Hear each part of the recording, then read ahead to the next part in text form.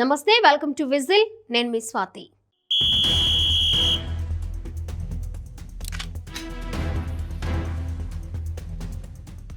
జమిలి ఎన్నికలపై కీలక పరిణామాలు చోటు చేసుకుంటున్నాయి.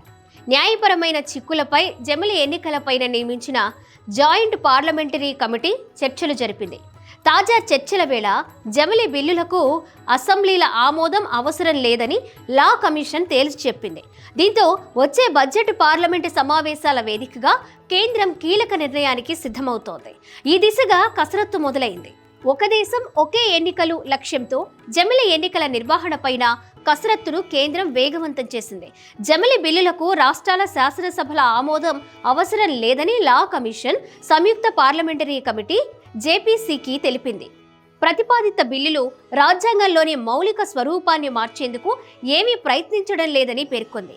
ఈ బిల్లులకు సంబంధించి ఇప్పటికే పలు వర్గాలతో చర్చించిన జేపీసీ తాజాగా లా కమిషన్తో కూడా విస్తృత చర్చలు జరిపింది.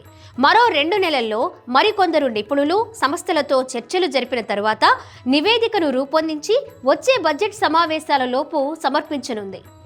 జేపీసీ నివేదికను ఫిబ్రవరిలో జరిగే బడ్జెట్ సమావేశాల్లో పార్లమెంటులో ప్రవేశపెట్టే అవకాశాలు కనిపిస్తున్నాయి.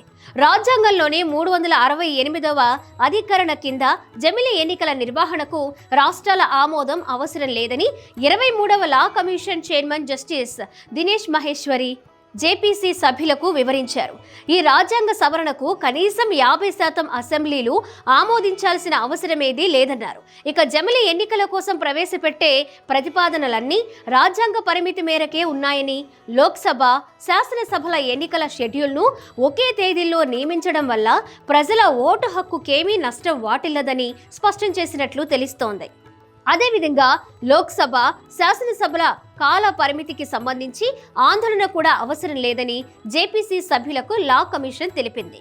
ఇక రాష్ట్ర శాసనసభల ఎన్నికలకు సంబంధించి కూడా చట్టాలు చేసే అధికారం పార్లమెంటుకే ఉందని తెలిపింది.